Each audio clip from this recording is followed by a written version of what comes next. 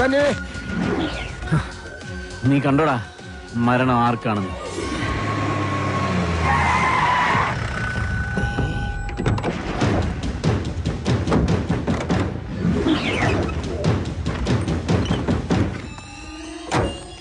വടക്കുംമലയിൽ നാളെ ഇറക്കിയിട്ടുണ്ട്. എന്തോ അപകടമുണ്ട്. ഷേവ് ചെയ്യണം. ഒരു ചായ. മരണം ഉറപ്പുവരുത്തിയിട്ടേ പോകാവൂ. കാര്യം കഴിയുന്നത് വരെ ഒരു പോലീസും അതുവഴി വരില്ല. മലയാ ഇപ്പൊ തോട്ടത്തിലേക്ക് പോകണ്ട. കാട്ടാപ്പള്ളി വടക്കമ്മല നാളിറക്കിയിട്ടുണ്ട്. കവലയിൽ വെച്ച് പരസ്യമായിട്ട് കൊല്ലാനാ പരിപാടി.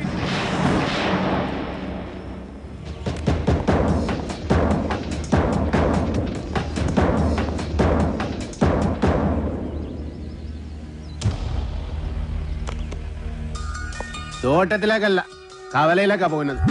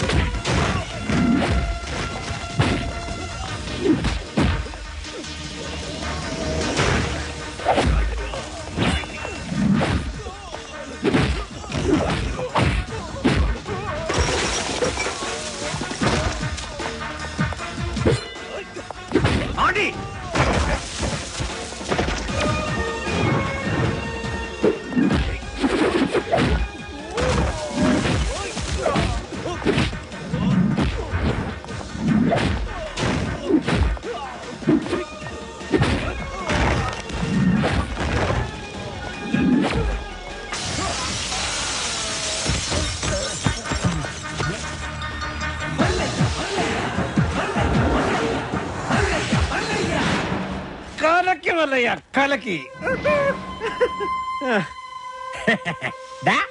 കാട്ടാപ്പള്ളി, എടാ നീ ആണാണെങ്കിൽ ഇറങ്ങി വാടാ. ഇപ്പൊ അങ്ങോട്ട് പോണ്ട. എന്താ പോയാല്? മതമിളകി ആന കുത്താൻ വന്നാലും നെഞ്ചു വിരിച്ച് നിൽക്കുന്നവനാടോ ഈ നാഗേന്ദ്രൻ? നിന്റെ വടക്കമ്മലക്കാരാണുങ്ങളുടെ മുന്നിൽ തോറ്റോടിയെ കണ്ടില്ലേ? നാണമില്ലടാ നിനക്ക് ഇങ്ങനെ നാറിയ കളി കളിക്കാൻ? ആണുങ്ങളാണ് നേരിട്ട് മുട്ടണം. നേരിട്ട് തന്നെ മുട്ടാടാ.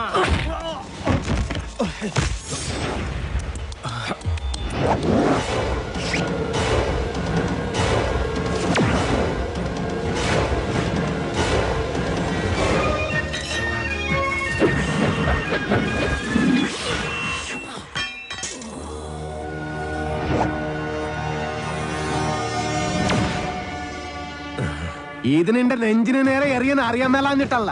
നിർത്തിക്കോ, ഇവിടെ വെച്ച് നിർത്തിക്കോ. ഇല്ലെങ്കിൽ ബയറുകീരി കോടലി പുറത്ത് വന്ന് അത് നിന്റെ പട്ടി തീട്ടിക്കും. നിൻകെ നൻപക്കെ ഗൊത്തില്ല, കാട്ടുപുളി നായിന്റെ പട്ടി മോനെ.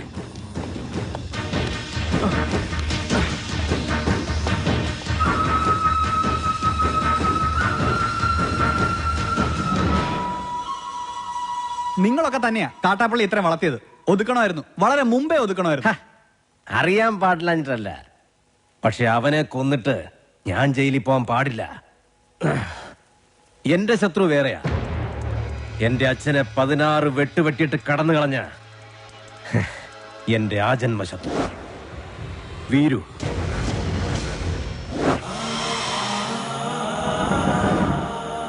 അവനെ എനിക്ക് കൊല്ലേണ്ടത്. അവൻ ചതിച്ചതെങ്ങനെയാന്ന് മല്ലയ്ക്ക് അറിയണ്ടേ? ഒരിക്കൽ മസിനഗുഡിയിലെ തോട്ടത്തിൽ നിന്ന് അച്ഛൻ മടങ്ങി വരികയായിരുന്നു.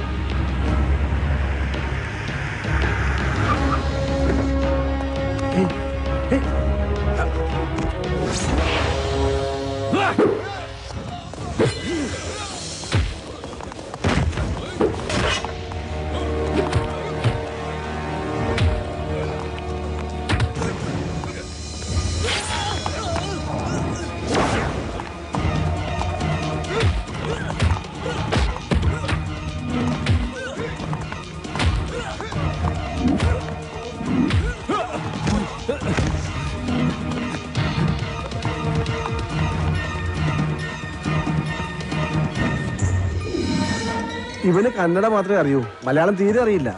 ആരും പോലും ഇല്ലാത്തവനാ. വീരുന്ന പേര്. ഒരു മകനെ പോലെ തന്നെയാ അച്ഛൻ അവനെ കൊണ്ടു നടന്നത്. ഒരു കൂടപ്പറപ്പിനെ കിട്ടിയെന്ന് ഞാനും കരുതി. പക്ഷേ അച്ഛനെ ആക്രമിച്ചവനെ ഒരിക്കൽ പോലീസ് പിടികൂടി. അവനിൽ നിന്ന് ഞെട്ടിപ്പിക്കുന്ന സത്യമാണ് ഈ ഗ്രാമം അറിഞ്ഞത്. വീരു അവന്റെ സംഘത്തിൽപ്പെട്ടവൻ തന്നെയായിരുന്നു. ഒരു സഹായിയെ പോലെ കടന്നുകൂടി വൻ കവർച്ച നടത്താനായിരുന്നു അവരുടെ പദ്ധതി. ഇത് അറിഞ്ഞതോടെ എന്റെ അച്ഛനെയും കുറുപ്പച്ഛനെയും ആക്രമിച്ച് പണം തട്ടിയെടുത്ത് അവൻ ഓടി. പക്ഷെ അവൻ ചെന്നുപെട്ടത് ഞങ്ങളുടെ ആശ്രിതനായ വടിവാള് വാസുന്റെ മുന്നിലാണ്.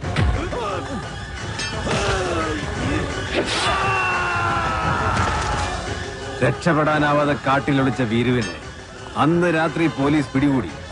പിറ്റേന്ന് തെളിവെടുപ്പിനായി അവനെ കൊണ്ടുവന്നപ്പോ എല്ലാ കുറ്റങ്ങളും അവൻ സമ്മതിച്ചു. പണം മോഷ്ടിക്കാൻ വേണ്ടിയല്ലേ നീ ഉണ്ണിത്താനെ വെട്ടിയത്? നീ മുദ്ദത്താനെ അതന്നെ ഞാൻ കേൾത്തു.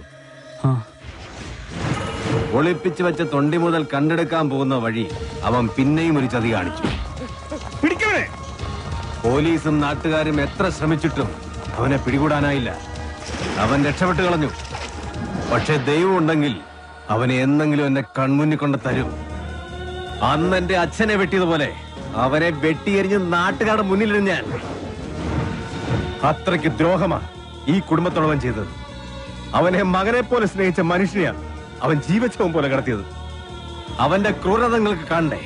ദേ നോക്ക്.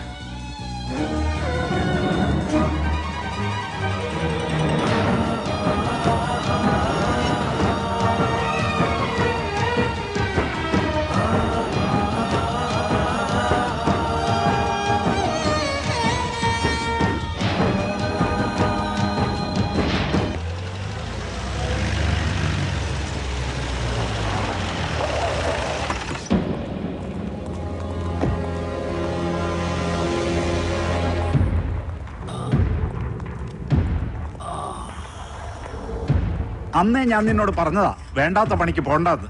കേട്ടില്ല. ഒരിക്കലും നന്നാവില്ലെന്ന് തീരുമാനിച്ചുറപ്പിച്ചവരോട് ഇനി എന്ത് പറയാനാ? ഇവനെ ആക്രമിച്ചതിന്റെ പേരിൽ മല്ലയ്യക്കെതിരെ ഉടനെ കേസ് ചാർജ് വേണ്ട. ഒരു നിയമത്തിന്റെ രാഷ്ട്രീയത്തിന്റെ സഹായം എനിക്ക് വേണ്ട. നാഗേന്ദ്രനെ ആക്രമിച്ചതിന്റെ പേരിൽ പോലീസ് കേസോ? അത് വേണ്ട. എനിക്ക് ജയിക്കണം. ഈ നാട്ടുകാരുടെ മുന്നിൽ വെച്ച് തന്നെ എനിക്ക് ജയിക്കണം. അവൻ എനിക്ക് വിട്ടേക്ക്. ആ ഡോക്ടറെങ്കിലും ഇവനെ കാര്യങ്ങൾ പറഞ്ഞ് മനസ്സിലാക്ക്. ദേ കല്യാണം കഴിഞ്ഞാ പിന്നെ ഇവനെ നിയന്ത്രിക്കേണ്ട ഡോക്ടറാ. ആ എനിക്കൊരു മീറ്റിംഗ് ഉണ്ട്, ഇറങ്ങട്ടെ.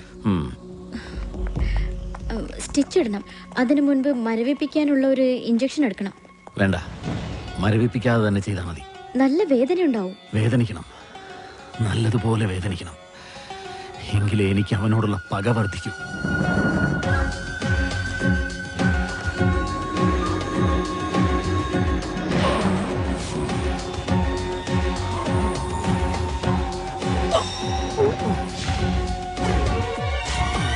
എന്ത് പറ്റിയതാ? മതമിളകി ആന വന്നപ്പോ നെഞ്ചും വിരിച്ചു നിന്നതാ. അത് കുത്തിവെച്ചും പോയി.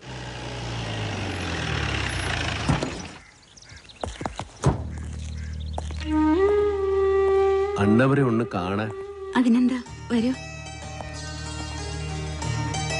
സംസാരിക്ക പറയുന്നതൊക്കെ മനസ്സിലാവും, മറുപടിയൊക്കെ കണ്ണീരുകൊണ്ട്. നമുക്ക് നല്ല ഡോക്ടർമാരെ ചികിത്സിക്കാൻ ഇനി ബാക്കിയൊന്നുമില്ല. പ്രത്യേകിച്ചൊന്നും ചെയ്യാനില്ലെന്ന് എല്ലാവരും പറയണേ. എടുക്കാം.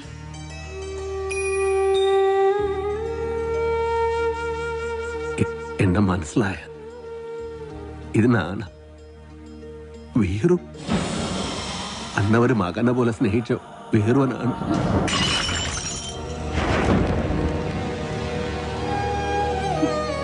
എന്തിനാ വീണ്ടും വന്നത്? അവശേഷിച്ച ജീവൻ കൂടി എടുക്കാനോ? നിന്നെ ഒരുപാട് സ്നേഹിച്ച മനുഷ്യനോട് എന്തിനു നീ ചതി ചെയ്തു? എല്ലാരും കൂടെ എന്നെ ഞാൻ ചെയ്തിട്ടില്ല.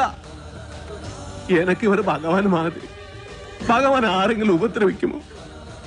എന്നെ വിശ്വസിക്കണം. അമ്മയെങ്കിലും എന്നെ വിശ്വസിക്കണം.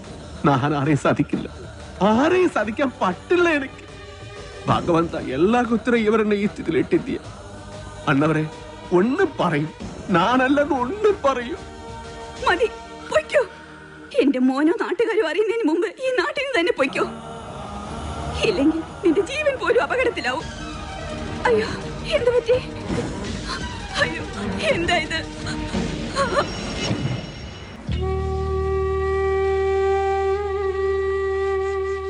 ഇതൊരു പ്രോഗ്രസ് ആയിട്ട് കണ്ടാൽ മതി. എന്തെങ്കിലും കേൾക്കുമ്പോഴും കാണുമ്പോഴും ഒക്കെ റിയാക്ട് ചെയ്യുന്നത് നല്ല ലക്ഷണമാണ്. നമുക്ക് നോക്കാം. മല്ലയെ സംസാരിച്ചപ്പോ അച്ഛൻ എന്തെങ്കിലും തിരിച്ചു പറയാൻ ശ്രമിച്ചതായിരിക്കാം. വോക്കൽ കോഡ് ഡാമേജ് ആയതുകൊണ്ട് വല്ലാതെ സ്ട്രെയിൻ വന്നു കാണും. ഞാൻ എല്ലാ ചന്ദ്രമോഹനോട് പറയാൻ പോകുക. വേണ്ട, ഞാൻ വിശ്വസിച്ച പോലെ അവനെല്ലാം വിശ്വസിക്കണമെന്നില്ല. എല്ലാ സത്യം അറിയണ ആളാ. അകത്ത് സംസാരിക്കാൻ കളിയാതെ കിടക്കണം.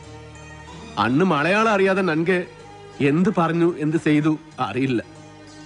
ആരെന്നെ സാധിച്ചു അറിയില്ല. അതുകൊണ്ട് തന്നെയാ ചന്ദ്രമോഹൻ ഒന്നും അറിയണ്ടെന്ന് പറഞ്ഞത്. മല്ലയെ എന്ത് പറഞ്ഞപ്പോഴാ അച്ഛൻ റിയാക്ട് ചെയ്തത്?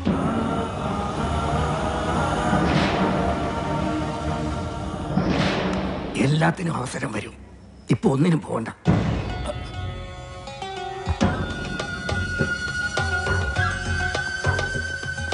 പാമ്പിനെയാ നീ നോവിച്ചു വിട്ടത്. സൂക്ഷിച്ചോ. എല്ലാറ്റിനും കടുക് കയറി കണക്ക് തീർക്കുന്ന ഒരു ദിവസം വരും. അന്നേ നമ്മൾ തമ്മിൽ കാണും. ഇപ്പൊ ബയറ് മാത്രമേ കീറിയുള്ളൂ. വേഗം പൊയ്ക്കോ. ഇല്ലാന്ത്രേ മൊത്തം വലിച്ചു കീറും. കാണാം, നമുക്ക് കാണാം.